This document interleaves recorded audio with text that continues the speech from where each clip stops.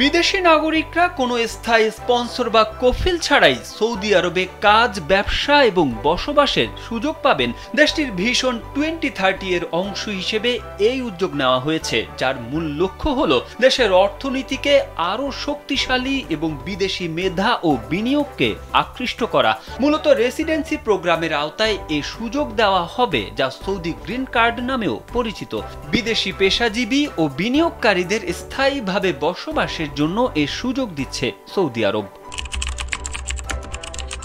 যদি এ রেসিডেন্সি প্রোগ্রামের আওতায় যান, তাহলে আপনি পাবেন পরিবার নিয়ে সৌদি আরবে থাকার সুযোগ, নিজস্ব ব্যবসা করার বা যে কোনো বেসরকারি প্রতিষ্ঠানে কাজ করার স্বাধীনতা, সৌদিতে সম্পত্তি কেনা ও তার মালিকানা লাভের সুযোগ। তবে মক্কা, মদিনা ও সীমান্ত এলাকার ক্ষেত্রে এটি প্রযোজ্য হবে না। নিজ দেশ থেকে অবাধে আসা যাওয়ার সুবিধা, স্ত্রী সন্তানদের স্পন্সর করার সুযোগ।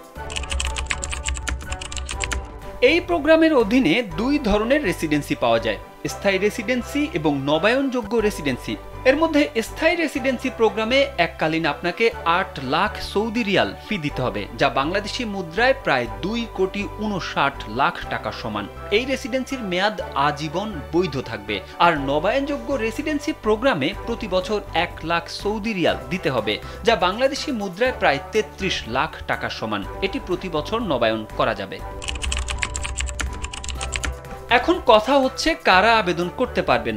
আবেদনের জন্য আপনাদের নিম্নলিখিত শর্তগুলো পূরণ করতে হবে: বয়স 21 বছরের বেশি হতে হবে, নিজ দেশের বৈধ পাসপোর্ট থাকতে হবে, শারীরিকভাবে সুস্থ থাকতে হবে এবং কোনো ফৌজদারি অপরাধের রেকর্ড থাকা যাবে না, বৈধভাবে সৌদি আরবে প্রবেশ করতে হবে, আর্থিক সচ্ছলতার প্রমাণ দেখাতে হবে।